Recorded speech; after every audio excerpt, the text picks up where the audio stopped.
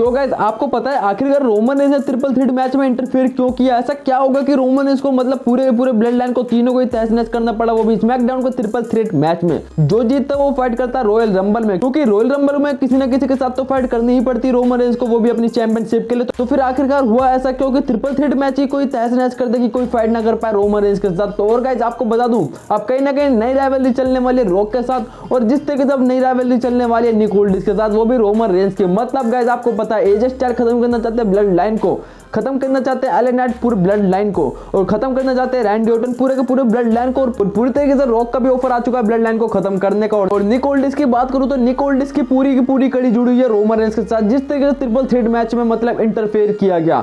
तो hello guys, welcome back WWE MST Hindi channel पर। तो गाइस बात कर लेता हूं मैं पहले ही रैंडी ऑर्टन के बारे में, बात कर लेता हूं एजे स्टाइल के बारे में, बात कर लेता हूं एले नाइट के बारे में, और बात करना चाहता हूं मैं निक ओल्डिस के बारे में, जिस तरीके से ट्रिपल थ्रेट मैच में जो कुछ भी हुआ। तो गाइस आपको बता देना चाहता हूं निक ओल्डिस लेके आए थे रैंडी ऑर्टन को, वो भी WWE स्मैकडाउन पे। जिस तरीके से उन्होंने ऑफर दिया था कि अगर तुम स्मैकडाउन पे आते हो तो तुम्हें मिलेगा पूरा का पूरा ब्लड लाइन। जिस दौरान कहीं ना कहीं रॉयल नंबर में मैच भी ऑफिशियल हो गया था, और रैंडी ऑर्टन कहीं ना कहीं धमकी भी देने आए थे, वो भी रोमन रेंस को कहीं ना कहीं अपना आर को देके, मतलब कि कहीं ना कहीं डेमो दिखाना चाहते थे रोमन रेंस को। लेकिन गाइस आपको पता है 18 महीने तक इंजरी रखने के बाद और जिस तरीके से मैच ऑफिशियल भी हो गया, लेकिन गाइस रैंडी ऑर्टन को वो मौका कहीं ना कहीं छीनना ही पड़ा, वो भी एजे स्टाइल की तरफ से। तो गाइस आपको बता दूं तो एजे स्टाइल कहीं ना कहीं इंटरफेयर करने आए थे, जिस तरीके से रैंडी ऑर्टन बनाम जिमी मैच चल रहा था, और कहीं ना कहीं अच्छी खासी एले नाइट मदद करने आए थे रैंडी ऑर्टन की। मैच के दौरान सोलो सिकुआ भी इंटरफेयर करने आए थे, इसलिए एले नाइट आए थे, और एले नाइट को संभालने आए थे रोमन रेंस। तो गाइस उतने में एंट्री हुई थी एजे स्टाइल की, क्योंकि एजे स्टाइल ने एंट्री इसलिए मारी क्योंकि एजे स्टाइल को भी इंजर्ड करके भेजा गया था पूरे ब्लड लाइन द्वारा। तो गाइस आपको पता है एजे स्टाइल भी आ गया था, पूरी तरह से फिनोमिनल फॉर्म दिया था रोमन रेंस को, और धमकी दे दी थी उनकी यूनिवर्सल चैंपियनशिप के लिए। तो गाइस आपको बता दूं इस कड़ी में जुड़ चुके थे अपने रैंडी ऑर्टन, एजे स्टाइल और एले नाइट। एले नाइट की दुश्मनी काफी टाइम से चल रही है, वो भी पूरे के पूरे ब्लड लाइन से, जिस तरीके से ब्लड लाइन बनाम एले नाइट राइवलरी चल रही थी। और गाइस आगे मैं बताऊं तो निक ओल्डिस के बारे में। तो गाइस निक ओल्डिस बनाम रोमन रेंस भी कहीं ना कहीं मन चल रही है, जिस तरीके से आपको पता है निक ओल्डिस जनरल मैनेजर है, वो भी स्मैकडाउन के। तो आपको पता है स्मैकडाउन का पूरा मैनेजमेंट संभालता है निक ओल्डिस, और ऑफिशियल मैचेस करते हैं निक ओल्डिस। और जिस तरीके से एजे स्टाइल फिनोमिनल फॉर्म दे चुके थे रोमन रेंस को, तो अगले स्मैकडाउन पे मैच ऑफिशियल कर देते हैं ट्रिपल थ्रेट मैच, वो भी निक ओल्डिस।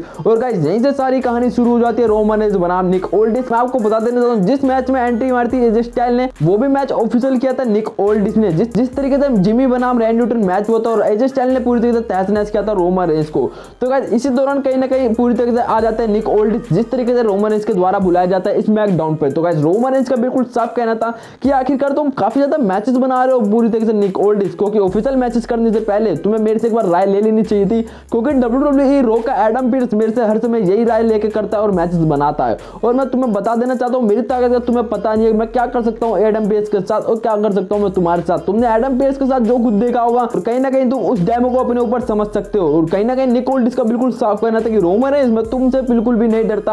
और आपको बता देना चाहता हूँ रोमन रेंस पूरी तरीके से पॉल हेमन को भेज देते हैं जब बात हो रही होती है निक ओल्डिस बनाम रोमन रेंस। और निक ओल्डिस का बिल्कुल साफ कहना था कि रोमन रेंस मैं तुम्हें बता देना चाहता हूँ एडम पीर्स होगा तुम्हारा चेला, लेकिन मैं तुम्हारा चेला नहीं हूं और मैं तुमसे नहीं डरता। और मैं तुम्हें बता देना चाहता हूँ ट्रिपल थ्रेट मैच के लिए मैं काफी ज्यादा एक्साइटमेंट हूँ कि कौन तुमसे फाइट करेगा, कौन तुम्हें रॉयल नंबर में खत्म करने वाला और चैंपियनशिप तुमसे छीनने वाला है। तो गाइस कहीं ना कहीं इतने ही कहते हैं, रोमन रेंस को काफी ज्यादा गुस्सा आता है, और रोमन रेंस बोलते हैं कि चलो देखते हैं ट्रिपल थ्रेट मैच में आखिरकार होगा क्या। तो गाइस पूरी तरीके से नई राइवलरी चालू हो जाती है निक ओल्डिस बनाम रोमन रेंस की। और गाइस आपको बता दूं जब ट्रिपल थ्रेट मैच हो रहा होता है, जिसमें कि अच्छी खासी एंट्री होती है तीनों की, एजे स्टाइल आते हैं, एले नाइट आते हैं रैंडी ऑर्टन। और गाइस ट्रिपल थ्रेट मैच में एजे स्टाइल खत्म कर रहे होते हैं रैंडी ऑर्टन को, रैंडी ऑर्टन खत्म कर रहे होते हैं एले नाइट को, और एले नाइट खत्म कर रहे होते हैं तीनों को। मतलब गाइस काफी ज्यादा मजा आ रहा होता है उस मैच में। लेकिन गाइस मैच का रुख तो जब बदलता है जब एंट्री होती है पूरे के पूरे ब्लड लाइन की, और उसी दौरान पूरी तरीके से शॉक हो जाते हैं निक ओल्डिस। गाइस निक ओल्डिस भी उस मैच को देख रहे थे, जिस तरीके से बात हुई थी रोमन रेंस के साथ कि कौन जीतेगा उस मैच को और कौन फाइट करेगा रॉयल नंबर में तुमसे रोमन रेंस। और गाइस कहीं ना कहीं इसी दौरान आए थे निक ओल्डिस। और गाइस रोमन रेंस की एंट्री हुई तो कुछ ना कुछ तहलका तो मच रही था, और रोमन रेंस पूरा का पूरा ब्लड लाइन लेके आते हैं और गाइस खत्म करते हैं एजे स्टाइल को। अच्छा खासा पावर बॉम्ब, एले नाइट को अच्छा खासा सुपरमैन पंच, और मिलता है रैंडी ऑर्टन को स्पिनिंग सोलो के साथ एक अच्छा खासा स्पीयर। और गाइस रैंडी ऑर्टन को खत्म करना चाहते थे सोलो सिकुआ भी और जिमी भी। और गाइस आपको बता दूं निक ओल्डिस को काफी ज्यादा गुस्से से देखते हैं रोमन रेंस, मतलब ये जताते हुए कि तुमने मेरे से जिस तरीके से बात करी थी कि ट्रिपल थ्रेट मैच में तुम देखोगे और कौन जीतेगा फाइट करेगा मेरे से, वो भी रॉयल रंबल में। तो तुम्हें दिख जाओगा अब कौन फाइट करेगा। मतलब गाइस ट्रिपल थ्रेट मैच की धज्जियां उड़ा दी थी रोमन रेंस ने और पूरी तरीके से जता देता, मतलब ब्लड लाइन नीचे लाता है पूरे के पूरे स्मैकडाउन को गाइस। तो गाइस रोमन रेंस बनाम निक ओल्डिस काफी ज्यादा इंटरेस्टिंग हो जाता है और पूरी तरीके से अपनी ताकत का जलवा दिखा रहे होते हैं पूरे के पूरे WWE स्मैकडाउन की ऑडियंस को और निक ओल्डिस को। लेकिन गाइस निक ओल्डिस कौन सा पीछे हटने वाले थे,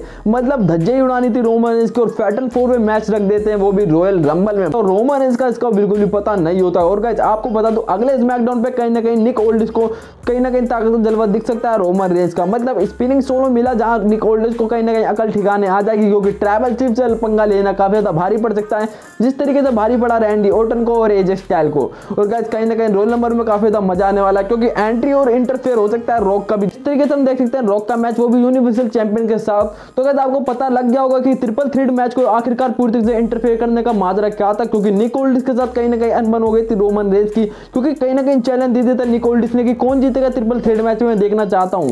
तो गाइस आई होप आपको वीडियो पसंद आई होगी, तो जरूर से जरूर कर देना सब्सक्राइब एंड वीडियो को लाइक। अब मिलता हूं नेक्स्ट वीडियो में, तब तक के लिए टाटा बाय बाय।